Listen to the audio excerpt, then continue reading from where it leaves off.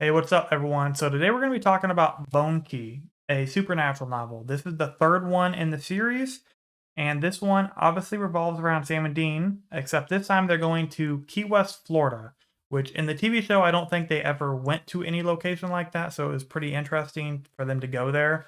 In the book, they mentioned that Sam's never been there, but Dean apparently had went there with his father at some point. But like I said, I don't think that was ever mentioned or shown in the TV show. Also, before I get into what I like, though, I want to say that this review is probably going to be pretty short. There's not much to say about this book, but regardless, let's get right into it. So, what I liked is the fact that it's a supernatural novel. That's pretty obvious, but any supernatural book I'm probably going to enjoy if the plot is halfway decent and the writing is at least okay, which I think the writing was pretty good in this one. I mean, there's nothing really to say about it except that it's a supernatural novel. If you like the supernatural TV show, you'll probably like this. If you don't like it or you haven't ever watched it, then there's no point in picking this up.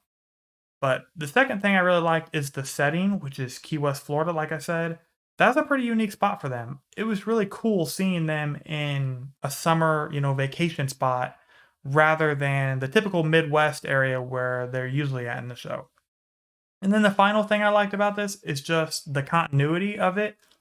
In the first two books in the series, I think they were kind of just going through normal episode stuff. I don't think it was moving the plot along at all, like the whole timeline plot. I think it was just like self-contained, them solving a case. But I could be wrong about that. I can't remember the first two books too well, but I'm pretty sure it was just like them solving a case.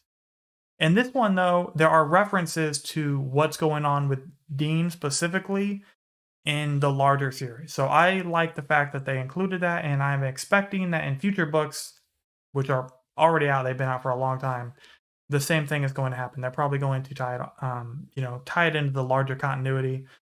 I don't think they're just going to do like self-contained, like case by case, like they did in the first two books. So what I didn't like is that there was really nothing exceptional about it. The writing was pretty decent, the plot was pretty good, but there's nothing that like really jumps out. But I don't think they could have really did anything too crazy with just a TV show tie-in. So I mean, that I completely let that slide. I don't think that's too big of a deal. It's just there really wasn't anything exceptional. I liked the book because it was a supernatural book and the writing was decent, the plot was decent.